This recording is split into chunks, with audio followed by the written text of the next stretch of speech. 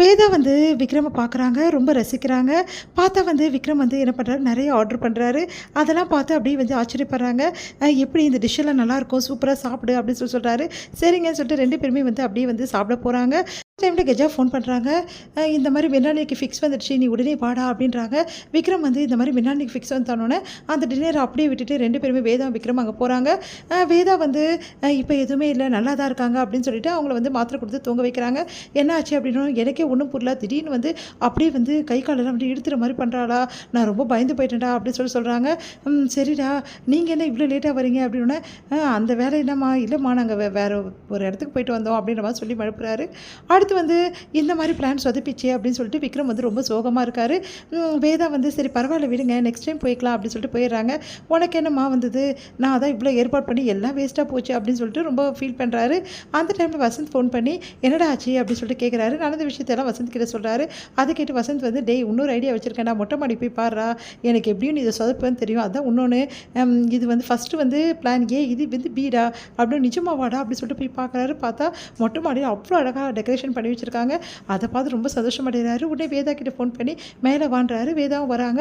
பார்த்துட்டு அதிர்ச்சி ஆகிறாங்க. வேதா இவ்வளோ சூப்பராக இருக்கேன்னு சொல்லிட்டு, எல்லாம் உனக்காக தான் வேதா, நீ எனக்காக எவ்வளோ வேலை செய்கிற, உனக்கு நன்றி சொல்கிறதுக்கு தான் நான் இவ்வளோ ட்ரை பண்ணிகிட்ருக்கேன், நமக்குள்ளே என்னங்க தேங்க்ஸு, அதெல்லாம் சொல்லவே சொல்லாத, நீ எவ்வளோ பெரிய விஷயம் பண்ணுற தெரியுமா, உண்மையிலே சொல்கிறேன், வேறு ஒரு பொண்ணாக இருந்தால் கண்டிப்பாக வந்து இப்படிப்பட்ட புருஷனை சகிச்சிக்கவே மாட்டா, நீ எல்லா விஷயத்துக்கும் என்னை சகிச்சிக்கிற அப்படின்னு சொல்லிட்டு தேங்க்ஸ் சொல்கிறாரு. பரவாயில்லன்றாங்க. அடுத்து வந்து கிஃப்ட்டும் கொடுக்குறாரு. சந்தோஷமாக வேதா வாங்கிக்கிறாங்க. அடுத்து வந்து இங்கே என்ன பண்ணுறாங்க, மிர்னாலினி வந்து அப்படி படிக்கட்டானு நின்றுட்டுருக்காங்க.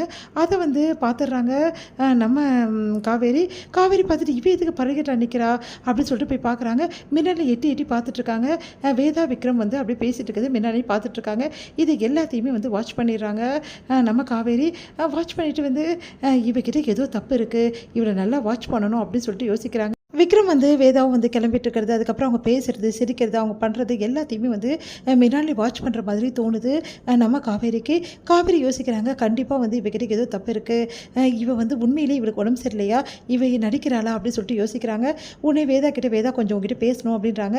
என்னம்மா அப்படின்னோடனே, இங்கே பாரு உண்மையிலே மிர்னாலினிக்கு ப்ராப்ளம் நீ பார்த்தியா அப்படின்னு சொல்லிட்டு கேட்குறாங்க. என்னம்மா நீ இப்படி சொல்கிற, நான் ஒரு டாக்டர், எனக்கு தெரியாதா, உனக்கு தெரியலடி, நீ எல்லாத்தையும் வெளுத்ததெல்லாம் பாலுன்னு நினைக்கிற, அதுதான் இவ்வளோ பிரச்சனை காரணம்.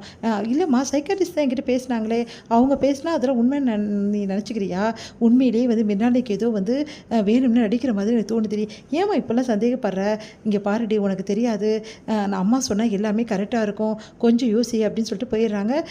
அம்மா வேறு தேவையில்லை, அதெல்லாம் மனசில் போட்டு குழப்பிக்கிறதே வேலையை போச்சு அம்மாவுக்கு அப்படின்னு சொல்லிட்டு யோசிக்கிறாங்க வேதா. அடுத்து வந்து இது எல்லாத்தையுமே வந்து மிர்னாலினி கேட்டுட்ருக்காங்க. வேதா வந்து திரும்பி பார்க்குறாங்க. பார்த்தா மிர்னாலினி நிற்கிறாங்க. நீங்கள் எதுக்கு இங்கே வந்தீங்க அப்படின்றாங்க. உடனே அமைதியாக இருக்காங்க மிர்னாலினி. அப்படியே போய்ட்டு உள்ளே வந்து படுக்க வச்சுட்டு சரி நான் வந்து கிளம்புறேன், பாய் மீரு அப்படின்னு சொல்லிட்டு கிளம்பி போகிறாங்க.